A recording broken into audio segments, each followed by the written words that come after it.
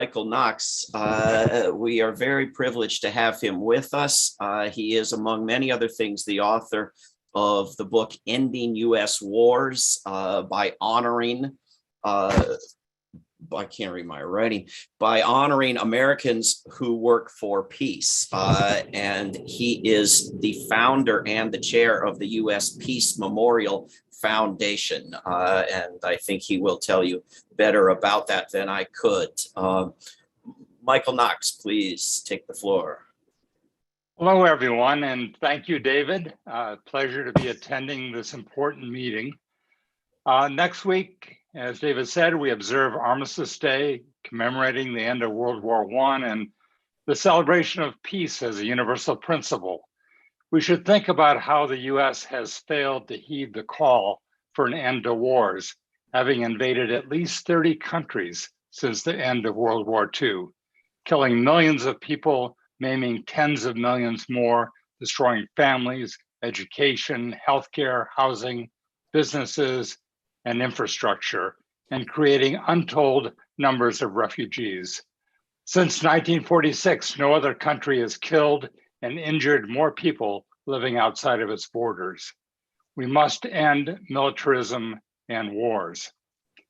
The U.S. Peace Memorial Foundation, which I chair, was founded in 2005 as a 501c3 not-for-profit to honor Americans who work to end war.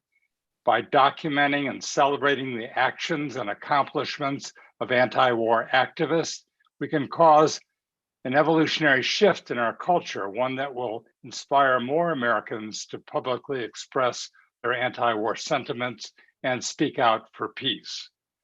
The foundation recognizes, documents the work of, and honors these courageous Americans by publishing the U.S. Peace Registry, raising funds to build the U.S. Peace Memorial as a national monument in Washington, D.C., and awarding the annual U.S. Peace Prize.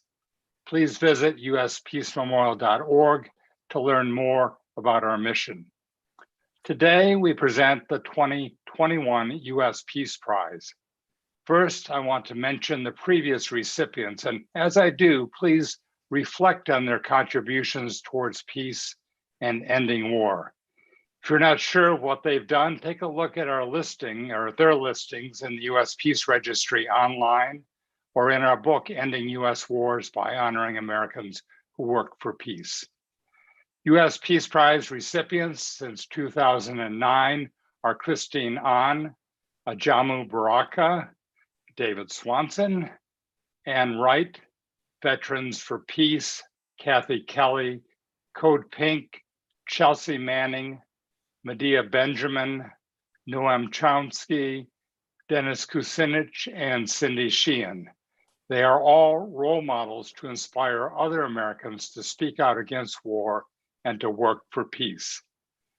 The U.S. Peace Memorial Foundation has well over 700 founding members and honorees.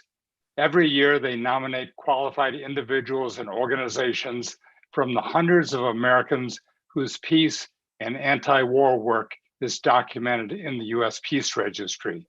You can read the details of the nomination process at uspeaceprize.org. So this year, 3 individuals and 2 organizations were nominated to be considered for the U.S. Peace Prize. They are Julian Aguan, Bruce Gagnon, David Hartsaw, the National Network Opposing the Militarization of Youth, and World Beyond War. We are very pleased to announce that the U.S. Peace Prize this year is awarded to World Beyond War for exceptional global advocacy and creative peace education to end war and dismantle the war machine. So thank you, the members of World Beyond War, for years of outstanding and prolific anti-war actions and extensive peace educational projects involving many people and organizations. We appreciate your leadership and the significant impact your members and programs have had throughout the world. Your activism since 2014 is greatly appreciated.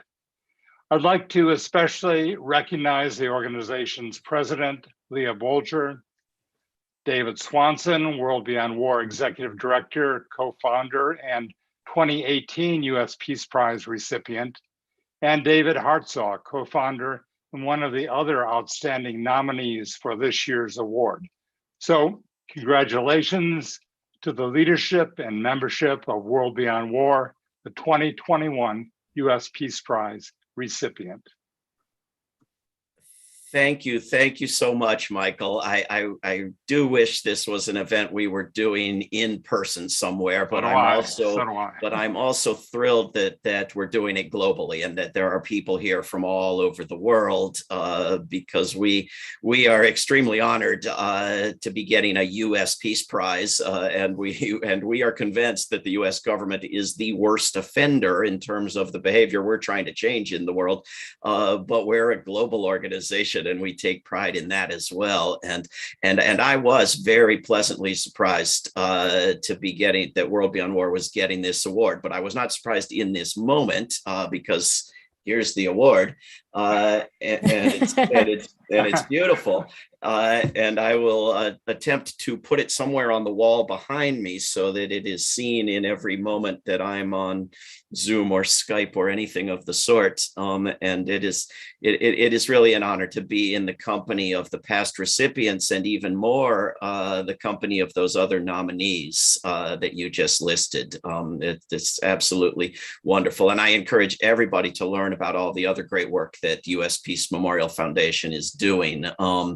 And with that, I would like to let Leah Bolger, president of the board of World Beyond War, speak both on this topic and be the first of our four speakers, our speaker from the United States today on the topic of Armistice Day and Remembrance Day.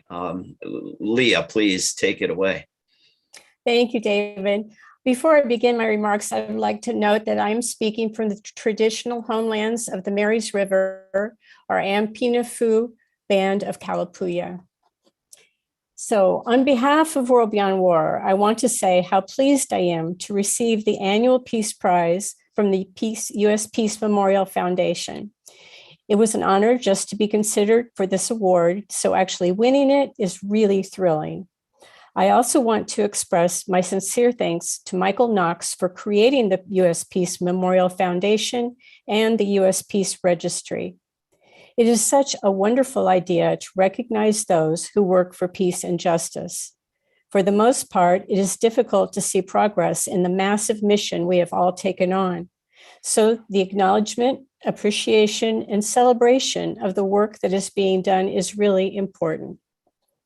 On that note, I want to honor the tremendous work that is being done by our fellow nominees, Julian Aguan, a human rights lawyer working against the militarization of Guam, his homeland, Bruce Gagnon, who began his anti-war activism in 1971 and is now the coordinator of the Global Network Against Weapons and Nuclear Power in Space, Rick Jenkow, and our friends at the National Network Opposing the Militarization of Youth, with whom we worked this past year in an effort to abolish the selective service system and the draft.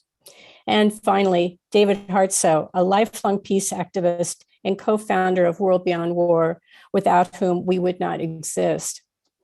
I would like to note that David Hartsaw, as well as three other U.S. Peace Memorial Award winners, Medea Benjamin, Kathy Kelly, and Ann Wright, are all members of the World Beyond War Advisory Board. So we're in very good hands.